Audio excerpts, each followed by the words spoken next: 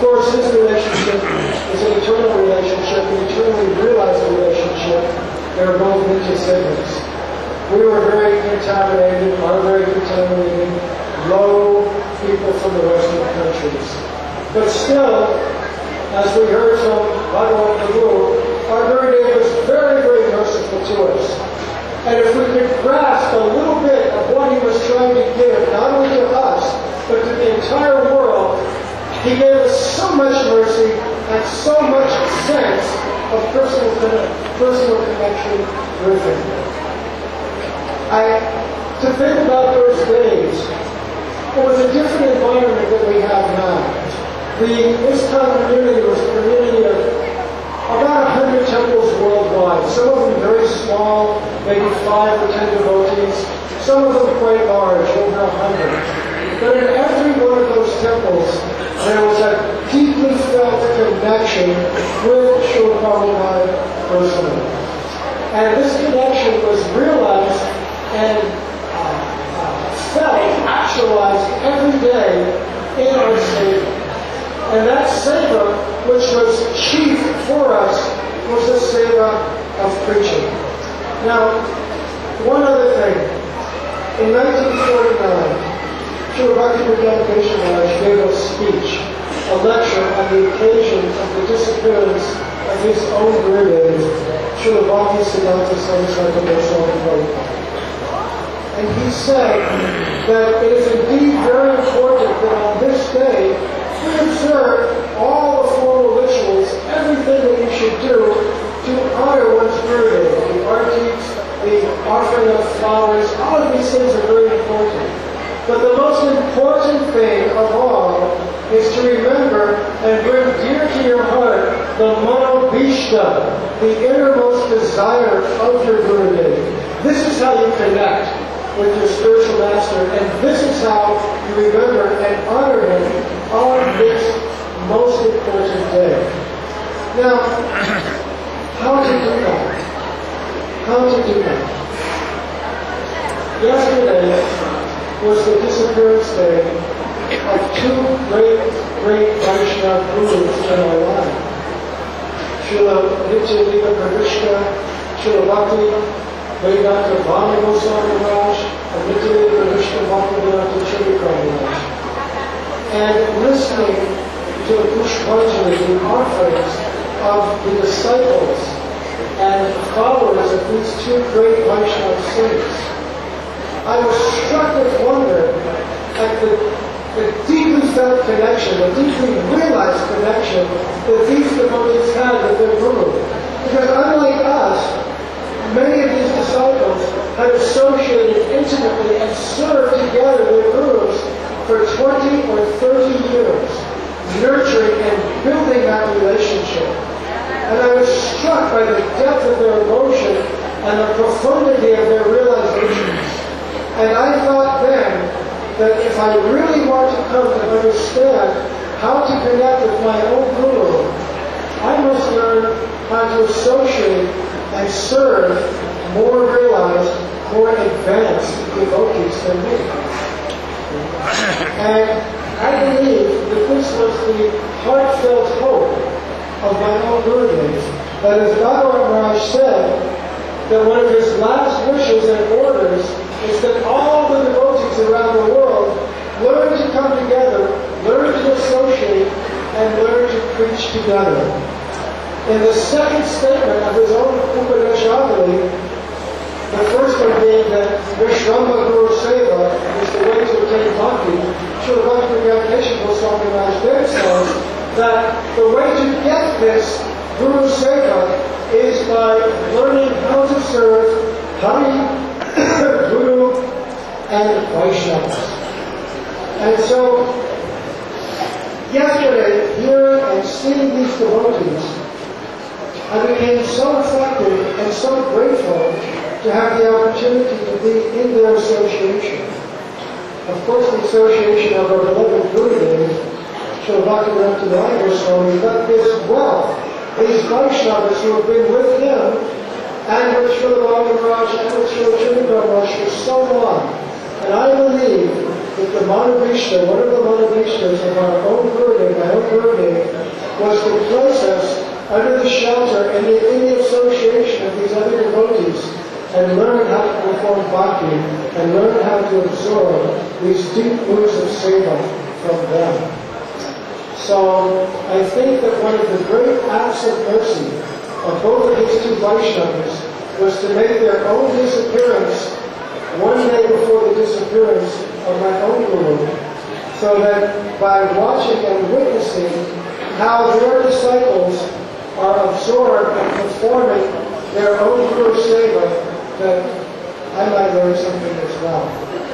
So on this day, I would like to beg all of the disciples here, both Srila Maharaj, Srila Vamanaraj, Srila Shishya disciples of Srila Tripura Maharaj, and the servants and disciples of all the great Vaishnavas, to please give me your shelter and allow me to come in some small way into your service so that I might learn how to serve and honor my own Guru.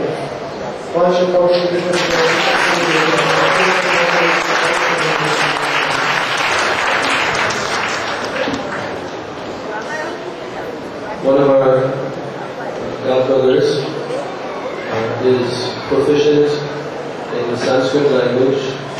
He has helped to edit Srila Gurudev's books, and he has a very short presentation to give on this evening of a shloka, like a pranam mantra, which he composed in glorification of our Srila Prabhupada. So I'm calling on Srila Bhaktivedanta Bhagavat Maharaj to recite.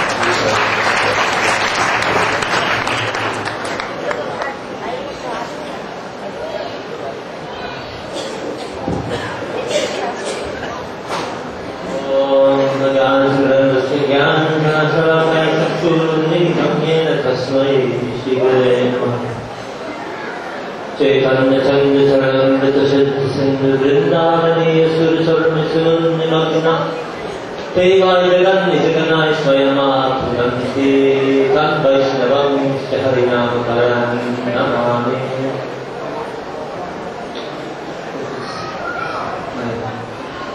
Senior godbrother, one sloka. I had no great actual feeling or love for my Gurudev and had a dry personality, but I tried to chant this little shloka here and explain briefly. Gaurangasya Varanyata Gunidhe Namamritam Bodhidhe Nityanandaya Kala Rasanidhe Swanandadana Nidhe Gandharva Vidharida Siva Nidhe Madhuryavaram Nidhe Aswamin Pradukada Dina Dutanam Bhakti Nidhyam Nidhaya. Oh, this word nidhi is two meanings. One is ocean and one is treasure. So both of them apply to the great Vaishnavas. The ocean, as you know in the Gita, apuryaman achala pratishtam samudramata pravishyanti abha. The ocean, Vaishnava is like an ocean because it's never disturbed by, as the ocean is never disturbed by the incessant flow of waters which enter and leave. So here, Srila Prabhupada is compared to an ocean. First of all, Vaishnava is praying that, oh my master, so my friendly place is wretched miscreant is in the ocean of Bhakti Ras.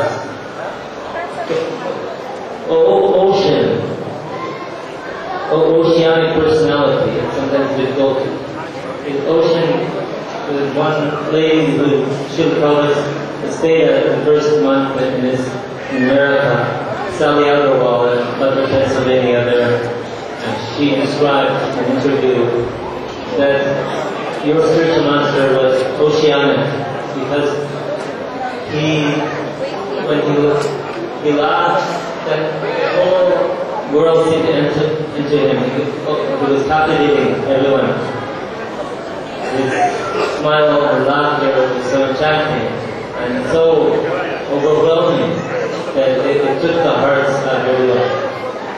O ocean, which swells through the magnanimity of Sri Gauranga, is one quality which people notice Srila Prabhupada's just his darshan. There are many, many qualities in Srila Prabhupada's personality. The one which really struck people was just that compassion, that we felt that Srila Prabhupada has so much, actually he desires my welfare. He's my dearest ever well-wisher. When you look at Srila Prabhupada, there are so many paintings, photographs of him, and I see that many different moods. Sometimes he appears very stern. Someone said, "Oh, you don't look very happy." I said, "Actually, at that time I was experiencing the highest bliss." And sometimes you see so much bliss. But generally, if you look in his pictures, you'll see that behind a very sober demeanor, that it is this twinkle and it's laughter. It's actually laughter. He's thinking, very humbly, that I'm just an insignificant mortal, and this is my. I shouldn't say it because I can't see Mahabharata. I'm just thinking that I'm very tiny, and I'm receiving so much glorification. So, ocean which manifests the nectarian flow of Sri Harinam, that simply by speaking, by chanting, then the whole Mahaprabhu's movement became manifest. His chanting, his hearing, chanting and hearing, Srila and so on became manifest just by his instigation. O ocean of the ever-expanding mellows of Nityananda's mercy, O bestower, Srila Maharaj, he pointed that Srila Prabhupada must be Nityananda Avesh, Shakti. He cannot be other.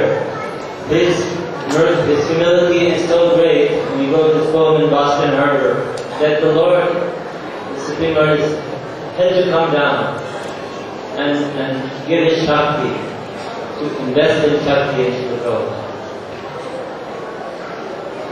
O bestower of charity of your own bliss, as Bhagavad Guru will say that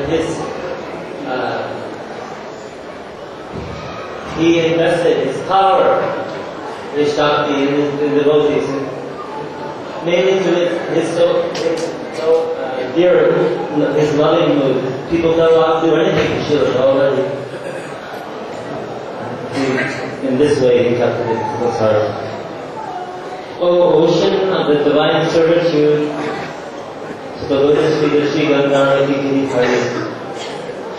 O ocean of the mellows, the waters of Madhurya Ras. It's a very high topic to Srila Prabhupada. If we see, although even in the topics which Prabhupada spoken in 7th chapter of Sri Chaitanya Charitamrita, Adi Leela, the first book which he wrote, wherein Panchatattva Churni, waters of love of God, had break open the last of the treasure house of love of God and distribute the contents to the suffering jivas. And however much the supply is distributed, still more increased 100-fold. So, in this way,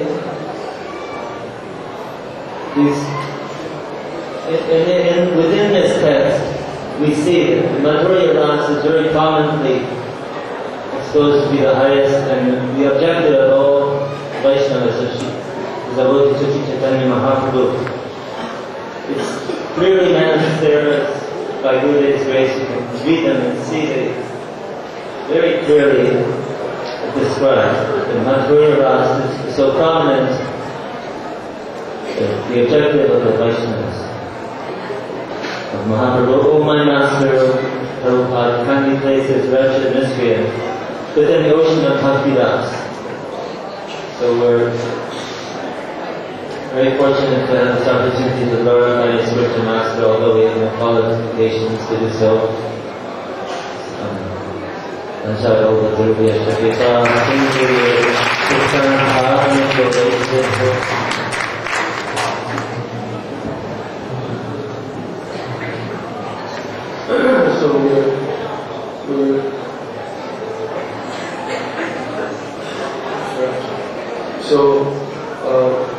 Of course, as you can see, we're allowing the time to go a bit longer before the arati.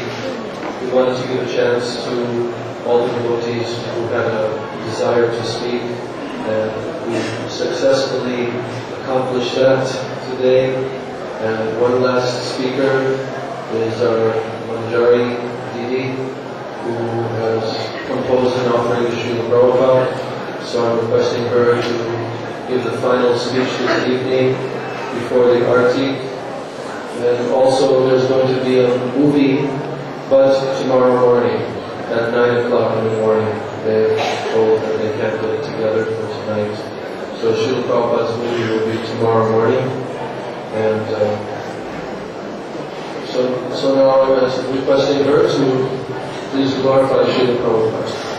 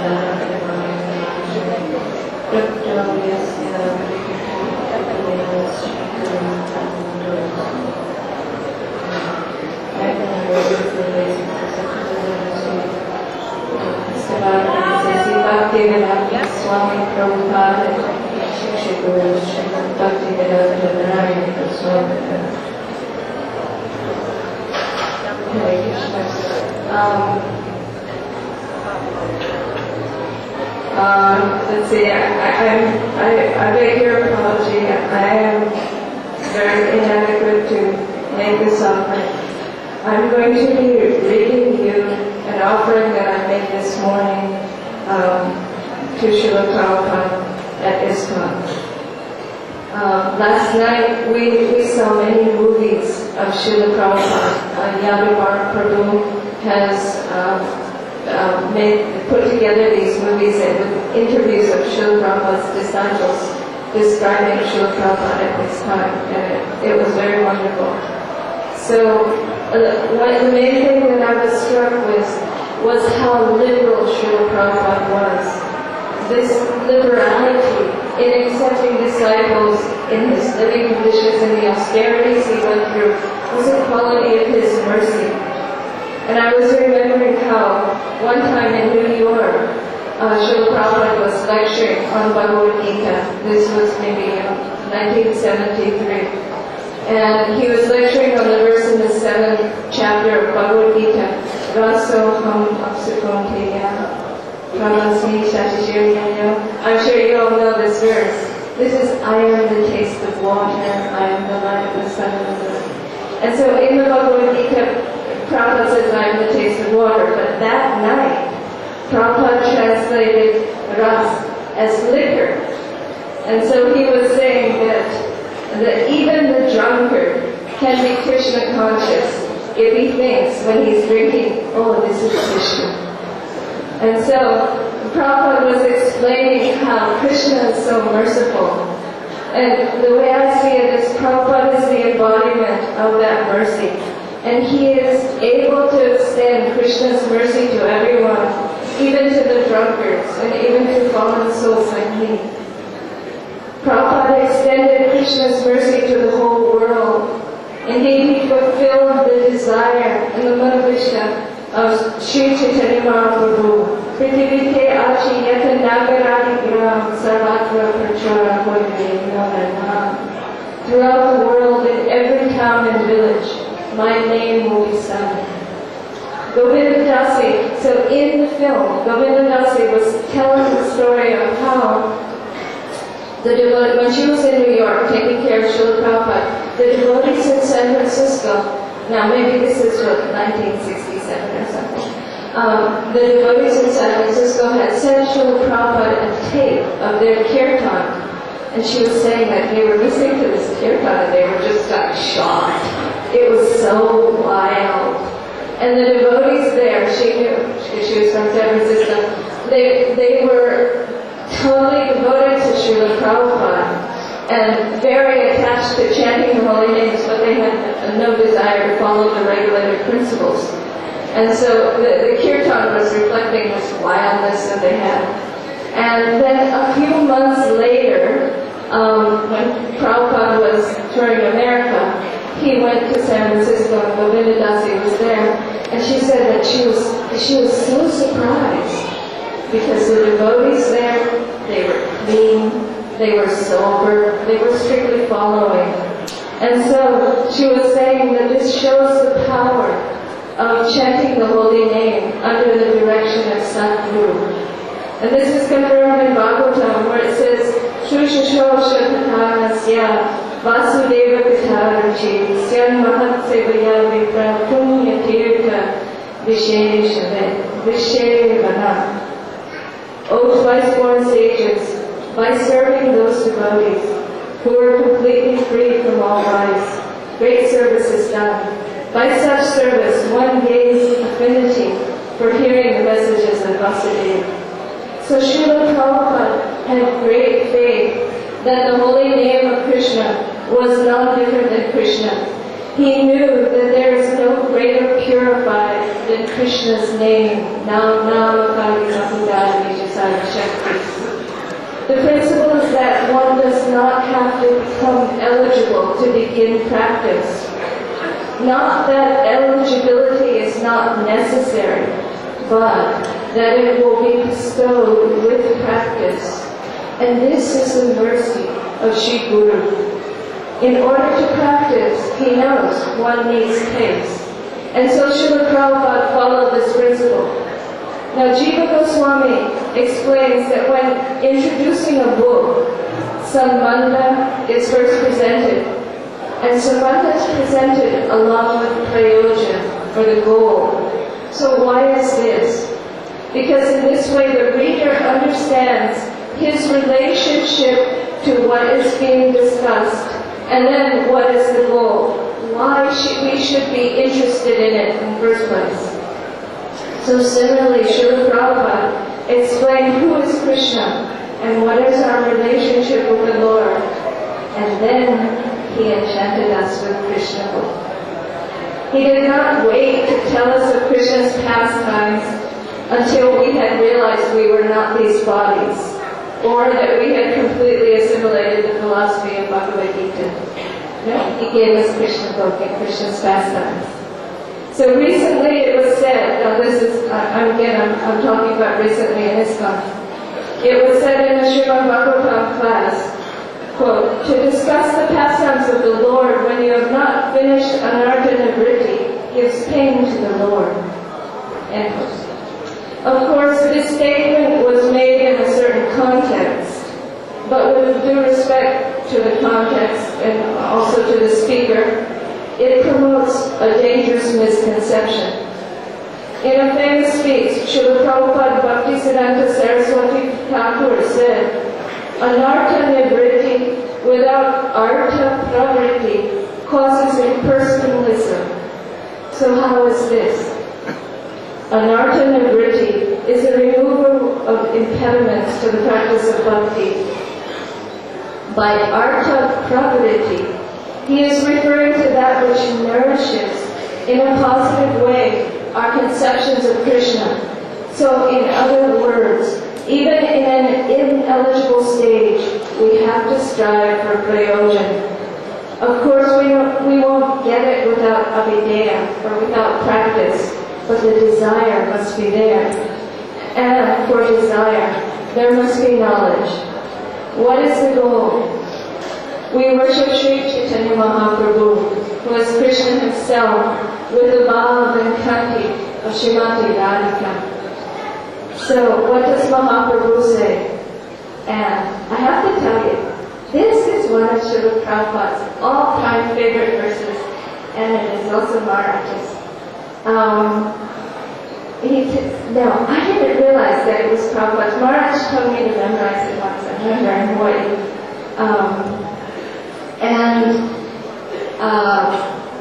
Then, after I memorized it, I found it everywhere in Prabhupada's books. And usually in Prabhupada's books, it's not in Sanskrit, but it's in English. Now, once you know it, you'll be able to recognize it. It's a Radha Bhagavan Vrajye Chaitanyas Tattam Vrindavanam. The object of worship is Rajendranatana Shyam Sundar. And this Vrindavan is non-different from him. So many times Prabhupada says, Tattam Vrindavanam. He'll just say like that.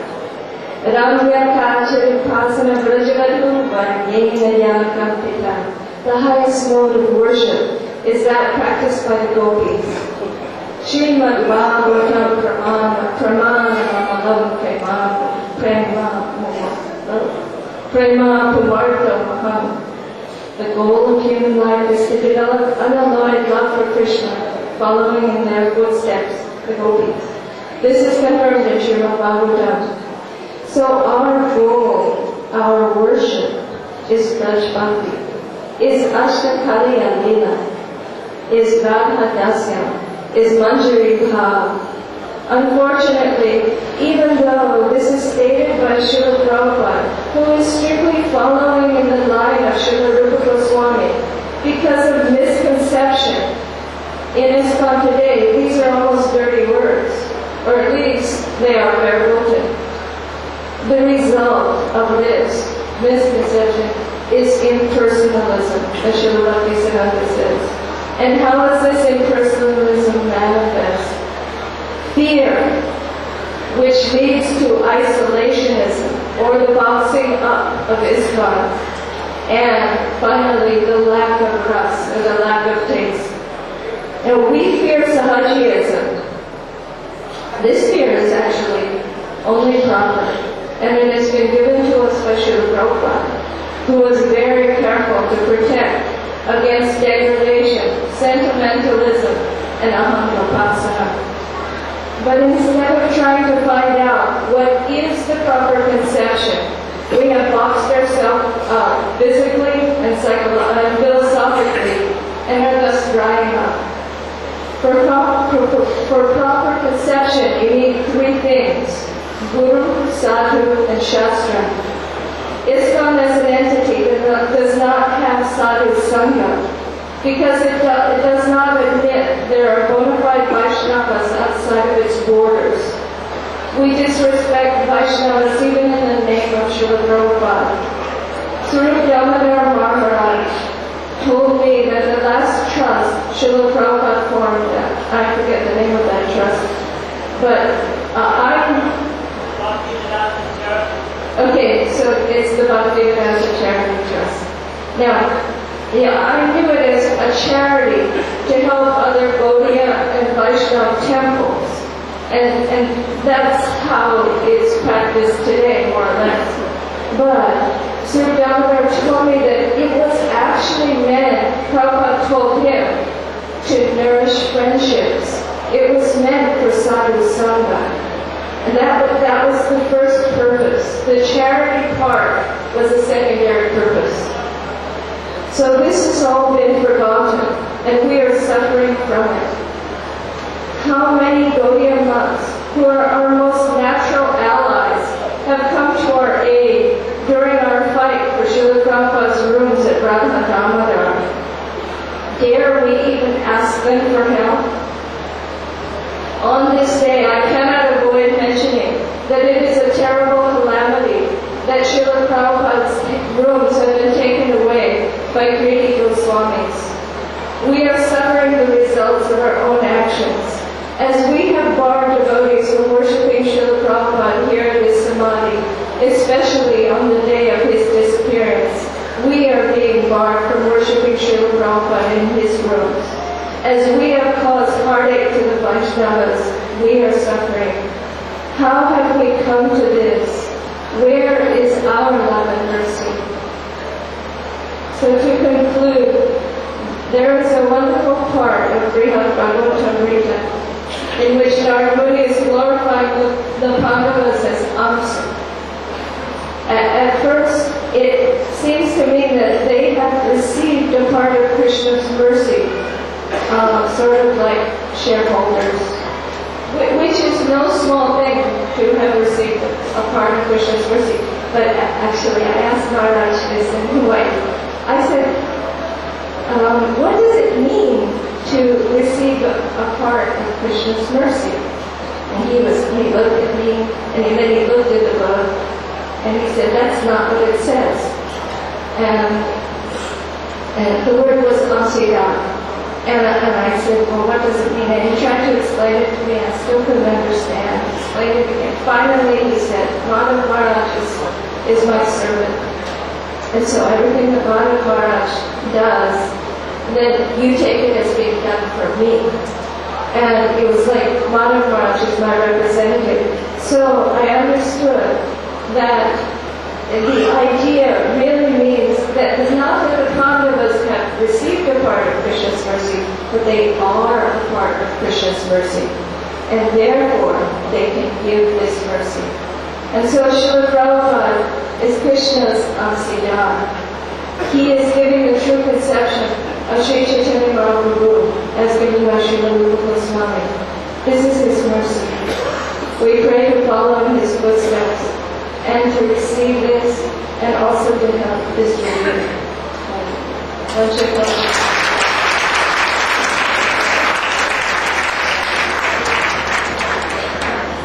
So I want to thank all of the devotees who spoke throughout the day and shared their realizations and their intimate understandings of our Srila Prabhupada. I want to thank all the Vaishnavas who attended, very attentively listening to these very sweet discourses. And especially I want to thank our beloved Srila Bhaktivedanta Narayan Goswami Maharaj, under whose guidance this entire festival has gone on and is going on every year and will go on in the future until our last breath. And without his mercy, we would not be here at the foot of Giriraj Govardhan hearing such wonderful glorifications. And so many intimate realizations expressed by the devotees that you cannot hear anywhere else on this planet. This is all the divine mercy of our Srila Gurudeva, who is transmitting the mercy of our Srila Prabhupada. So on this most auspicious occasion, the Tirubha Mahamahot of Titi of our Srila A.C. Bhaktivedanta Swami Maharaj, I am bowing down at the lotus feet of our Srila Gurudeva and begging that he will continue for many, many years to shower the mercy of Srila Prabhupada and our whole Guru Varga upon our heads. Srila A.C. Bhaktivedanta Swami Maharaj Prabhupada ki jai. Srila Bhaktivedanta Narayan Goswami Maharaj ki jai. Sri Rupa Nuga Guru Varga ki jai. Samveda Bhakta Vrinda ki jai. Giriraj Govardhan Maharaj ki jai. Rajmandala Parikrama ki jai. Gaura Pramanande.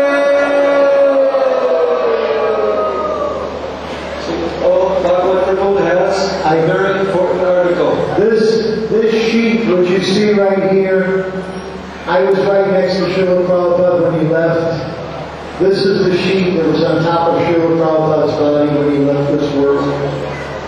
So I want to give everyone an opportunity to take darshan of this sheet today and get a blessing. I guess you can come up here too, but please be careful and respectful. Thank you. One announcement. Hello. There's a pair of headphones